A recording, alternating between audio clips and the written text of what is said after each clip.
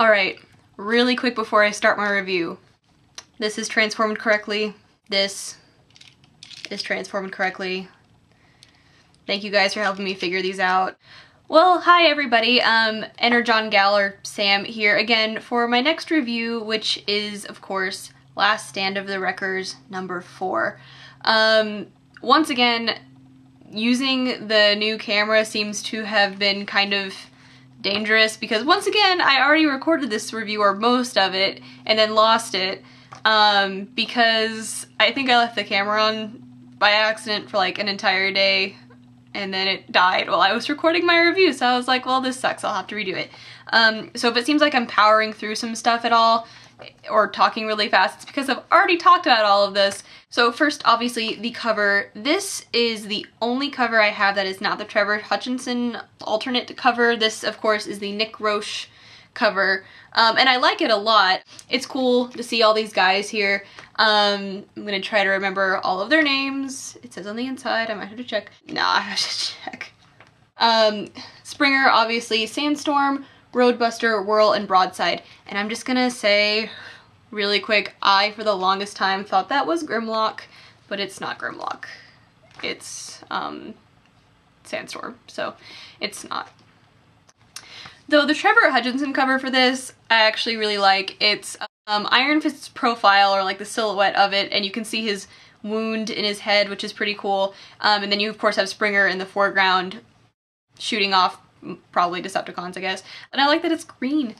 So yeah, both of the covers for this, really good. So in the first page we have Prowl talking to Iron Fist, who we find out he knows is Fistitron and has actually read all of the documents he has on the Wreckers, and basically he is just offering him a space in the Wreckers if he wants it. This page is kind of cool, one because we get alluded to an accident that has happened with Iron Fist that we don't know about yet, and also because we see that Iron Fist is, or at least it looks like, he's currently working on his rules of being a wrecker that we saw in one of the previous issues, and we also see the gun that he gives to Guzzle. So that's pretty cool. Backwards foreshadowing, I guess. And that's really all that's going on that page, and obviously Iron Fist accepts the offer to become a wrecker. And then on the next page, we're back in the present times, and we have Cup and Guzzle, who have come to the holding cell that they want to get to, but of course there's a bunch of Decepticons there. So Cup just hands his cigar to Guzzle and basically tells him to watch, or take notes, tells him to take notes. And then he fist fights all of these Decepticons, which is actually really cool. Like, I love how cool Cup is in this page. He's pretty boss. And then when he's finished, Guzzle just gives him his cigar back, and they go to open the cell that they've gotten to, and we see that Snare has actually been watching them, and he comes up and he tells him that who they're looking for, who is Grimlock, isn't there anymore. And he doesn't say whether or not Grimlock is dead, he just said that Overlord didn't kill him. He basically drove him crazy by showing him footage of what's been happening on Garrus 9, so we don't really know where Grimlock is at this point. And Snare convinces Cup and Guzzle not to kill him by saying that he, basically has information to give them. And then on the next page we are a few floors away, according to the comic, and we see Aquatus for the first time, and it's this huge computery thing. And it's not somebody that they're supposed to rescue, it is a supercomputer, and Perceptor says that they're actually there to download its contents. And Topspin is like, no, I don't think whatever this is worth it, you know, we shouldn't be down here, this is a fool's errand. And Iron Fist agrees, and they all want to leave. And they know that if they stay there, the Decepticons are definitely going to catch up with them and most likely kill them, which doesn't really seem like a good idea. And Verity asks, well, why is it so big? And Perceptor explains that it is a culpability drive. I don't think I said that right. But what that means is that it basically calculates guilt. But this conversation is kind of halted when Topspin starts going into, like, spasms as he's feeling what Twin Twist is getting, basically, in the other room as he's being tortured by the Decepticons, as we saw at the end of the last issue. So Perceptor just says, no, we're gonna stay here, I'm gonna figure out how to turn this on. Verity and Iron Fist just watch over Topspin as he's freaking out, which they do. And it's kind of funny because it's like they're just sitting there chatting while poor Topspin is like having a seizure. Poor guy. So Verity is starting to feel kind of uneasy about the entire situation, so she said she would feel better if Iron Fist would tell her a story. And then the last thing we have on this page is Perceptor saying that Aquatus was used as an infallible judge, which I'm sure will be important later on. And then we go back to the spark extraction / extinction chamber, where it looks like the Decepticons have headed out for a little bit, and Springer wakes up, and him and Impactor start talking, and they get to talking about what Impactor did that Springer doesn't like so much. And Impactor basically says that he doesn't think that whatever he did was wrong, and Springer says that he can't accept that he doesn't think it's wrong, and they have this big argument, and then poor Twin Twist wakes up and he is just jacked up, like his face is messed up. And he says, why in the world would you guys fight at a time like this?